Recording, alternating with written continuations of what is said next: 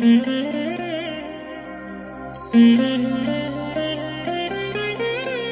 దినం పరము నుండి దిగివచ్చు మాట. ఇది నీ జీవితానికి వెలుగుల బాట. నీ ఒడిలో ఉంచబడిన దీవెనల మూట, అద్భుతాల ఆనంద ఊట. అక్టోబర్ 3 సంవత్సరమంతా మీరు బైబిల్ చదివి ముగించడానికి ఈరోజు మీరు చదవలసిన లేఖన భాగం ఉదయం యెషయా గ్రంథం 17, 18 మరియు 19 అధ్యాయములు. సాయంత్రం ఎఫెసీ పత్రిక 5వ అధ్యాయము 17 నుండి 33వ వచనం వరకు. క్రీస్తునందు నాకు అత్యంత ప్రియమైన దేవుని బిడ్డలారా, ఈ ఉదయకాల సమయంలో పరలోకం నుండి దిగొస్తున్న దేవుని మంచు మీ మీద సమృద్ధిగా కుమ్మరించబడునుగాక. ప్రియ దేవుని బిడ్డలారా, ఎలా ఉన్నారు? రాత్రంతా చక్కగా నిద్రపోయి ఈ ఉదయకాలం ప్రభు యొక్క ముఖదర్శనం చేసుకొని ఈ దినం మీరు కలిగి ఉన్నటువంటి పనులన్నిటినీ చేయడానికి మీరు ప్రభు యొక్క సహాయం కోరుకొని ఈ మాటలు వింటున్నారని నేను ప్రభునందు నమ్ముతున్నాను. అనుదినం మీరు దేవుని యందు వర్ధిల్లుచున్నారా? దేవుని యొక్క స్వరాన్ని మీరు వింటున్నారా? మన దేవుడు జీవము గల దేవుడు. జీవము గల దేవుడైతే ఆయన తప్పకుండా మాట్లాడాలి కదా. అవును, దేవుడు మాట్లాడతాడు. ఆయన మాట్లాడటానికి ఇష్టపడుతున్నాడు. బైబిల్ గ్రంథం చెప్తుంది ఆయన మాట్లాడే దేవుడని.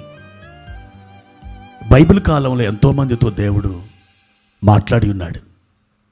ఈరోజు కూడా ఆయన మీతో మాట్లాడగోరుచున్నాడు. ప్రియ దేవుని బిడ్డలారా, ఎల్లప్పుడూ మీరు ఆయన స్వరాన్ని విని మీరు ప్రతి కార్యక్రమాన్ని నిర్వహించండి. మీ సొంత ఆలోచన చేత ఏదైనా మీరు ప్రారంభించి ఏదైనా మీరు కొనసాగించి ముగించాలంటే అది చాలా కష్టం. ఎందుకనంటే మన సొంత ఆలోచన ఎప్పుడు కూడా మనకు ఎదురు తన్నుతుంది.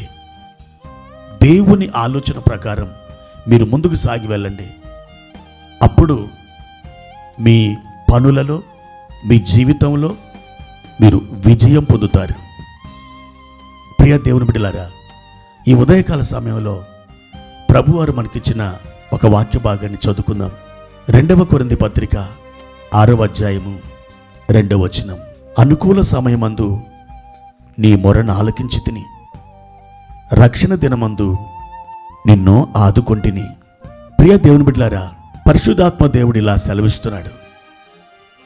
అనుకూల సమయమందు నీ మొరను ఆలకించి తిని. మీరు అనుదినం దేవుని సన్నిధిలో ప్రార్థన చేస్తుండొచ్చు, మందిరానికి వెళ్ళి ప్రార్థన చేస్తుండొచ్చు, మీ ఇంటిలో ఒక గదిలోకి వెళ్ళి లేదా ఒక మూలకు చేరి మీరు దేవుని యొక్క సన్నిధిలో మీ హృదయాన్ని కుమ్మరించి మీరు ప్రార్థన చేస్తుండొచ్చు. అయితే అన్ని ప్రార్థనలు దేవుడు ఆలకిస్తాడా? లేకపోతే కొన్ని ప్రార్థనలు మాత్రమే దేవుడు ఆలకిస్తాడా? దేవుడు అన్ని ప్రార్థనలు ఆలకిస్తాడు. మన ప్రార్థనలన్నిటికీ ఆయన జవాబునిస్తాడు. ఎందుకంటే మొర్రపెట్టుము అని చెప్పింది ఆయనే. అతడు నాకు మొర్రపెట్టగా నేను అతనికి ఉత్తరమిచ్చేదను అని ఒక శ్రేష్టమైన వాగ్దానాన్ని ఇచ్చింది కూడా ఆయనే. కాబట్టి ప్రియమైన దేవుని బిడ్డలారా, మన మొరలు దేవుడు తప్పకుండా ఆలకిస్తాడు. నువ్వు ఏ మొరనైతే దేవుని సన్నిధిలో చేస్తున్నావో అది ఆయన త్రోసివేయుడు. ఒకవేళ నీ మొరకు ఆయన జవాబు ఇవ్వకపోయినా అది నీకు ఒక రకంగా జవాబుగా మారుతుంది. ఎందుకనంటే నువ్వు అడిగింది రేపు నీకు కీడు కలిగించేదైతే ఈ రోజున నువ్వు అడిగిన దానిని ఆయన ఆలకించి నీకు ఇవ్వకపోవడమే మేలు. ఎందుకని? నువ్వు అడిగింది రేపు నీకు కీడు కలిగిస్తుంది. అలాంటప్పుడు నీకు కీడు చేసే వాటిని దేవుడు ఆలకించి నీకు ఇవ్వడానికి ఆయన ఎందుకు ఇష్టపడతాడు? ఒకవేళ నీకు ఒక కుమారుడో ఒక కుమార్తె ఉన్నదనుకో, చిన్న బిడ్డ ఆ చాపలో ప్రాకుతూ వెలుగుతున్నటువంటి ఆ క్రొవ్వొత్తిని పట్టుకోవడానికి ఆ పాప చాలా సంతోషంతో అక్కడికి వెళ్తుంది. అదే సమయంలో నీ పాపని నువ్వు చూసావు, ఏం చేస్తావు? ఆ క్రొవ్వొత్తిని పట్టుకోనివులే అనుకుంటావా? కాదు. వెంటనే ఆ బిడ్డని ఆ క్రొవ్వొత్తి యొక్క ప్రమాదం నుండి తప్పించడానికి పరిగెత్తుకుంటూ వచ్చి ఆ బిడ్డని ఎత్తుకుంటావు, ఆ ప్రమాదం నుండి తప్పిస్తావు. దేవుడు కూడా అంతే. నీ ప్రార్థనకు కీడుకరమైన జవాబు వస్తుందంటే ఆయన దానిని పక్కన పెట్టేస్తాడు. దేవునికి మేలు కలిగించేది, నీకు ఆశీర్వాదాన్ని ఇచ్చేది, నీ తోటి వారికి దీవెనలు ధారాళంగా అనుగ్రహించేది ఏ మనవైతే ఉంటుందో, ఏ ప్రార్థన అయితే ఉంటుందో దానిని దేవుడు ఆలకిస్తాడు. అనుకూల సమయమందు నీ మొరను ఆలకించి ఆయన నీకు ఉత్తరం ఇస్తాడు.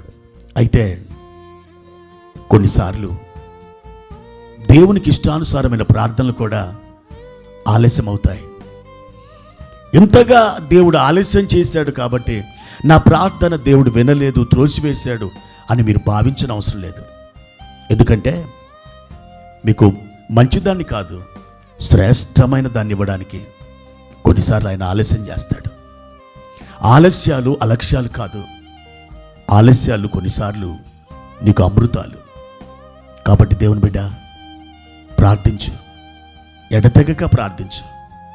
దేవుని సన్నిధిలో విశ్వాసంతో సాగి వెళ్ళు. ఒక అధికమైన కృప నీవు పొందుకోబోతున్నావు. ప్రార్థన. ప్రియమైన తండ్రి, ఈరోజు ఉదయకాలం మీరు మాతో ఎంతో తేటగా మాట్లాడుచున్నారు.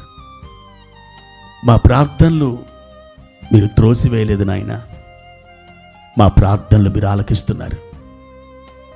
చాలాసార్లు మా ప్రార్థనలు ఆలకించబడడం లేదని, అనేక మార్లు మా ప్రార్థనలు నువ్వు త్రోసివేసినావని, అనేక మార్లు ప్రభువా మాకింకా జవాబు ఎందుకు రావట్లేదని సనుక్కున్నాము నాయన.